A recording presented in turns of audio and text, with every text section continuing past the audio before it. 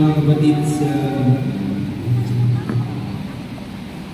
mga kapatid sa kumiyado sa mga pinagod sa Diyon, tayo sa Panginoon po, bless you. Tayo po yung isang langit, tayo po namin ang kapatid sa mga ito. Maraming Diyos na sinasabi sa aming ito, Panginoon, pasalamat sa katagumpayan ng kanilang pasasalamat sa mga araw na ito. Ngayon po ako siya muna at nagbigay ng tamang mensahe para sa amin para humalo at higit lalong Panginoon sa mga kanilang sa tamang ng Diyos.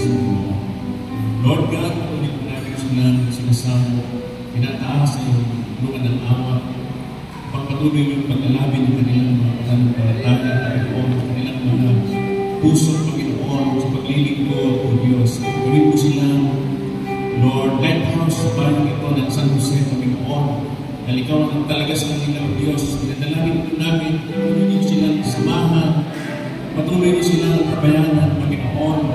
Sakali mga nagumating ako ng pagsubok at mga problema at mga panagdaman, Lord, nariyan ka para sila'y katagpuin, Panginoon. Nariyan ka para sila'y magpalayo, Diyos. Kaya sama-sama kami sa hapon ito, amin silang tinataas ang banal na presensya, Panginoon.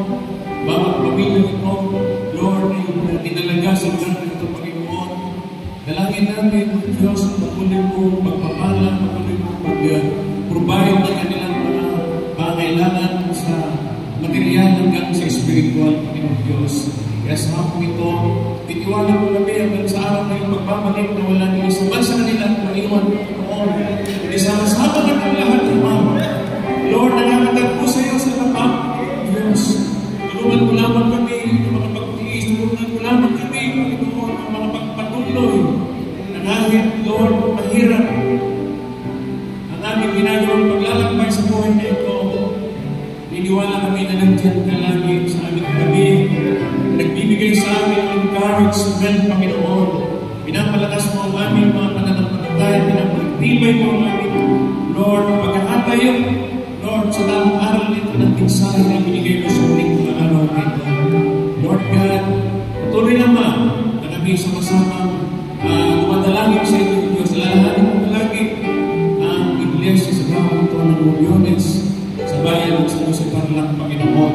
At maging ang kanilang nagpauna, Lord, patuloy mo katagpuin, magpalayan at bigyan, Panginoon, ng kagalakan sa pangangalaga, Panginoon, sa mga kaluluwang ito, Diyos. Kaya sa hapon ito, Lord God, tunay na kami nagagalang, Panginoon, na, Lord, sa muli ay kami nakabalik sa lugar na ito para samahan sila sa kanilang kagalakan sa kasasalamat sa iyo. At, Lord, lahat ng ito tinatanong ko namin ang kabutihan mo, Panginoon, ikaw ang tatakda ng tamang panahon.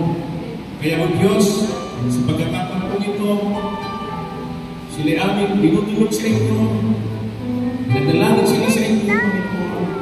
Mula ngayon hanggang sa inyong pagbabalik, huwag po silang pagbabayaan, Panginoon.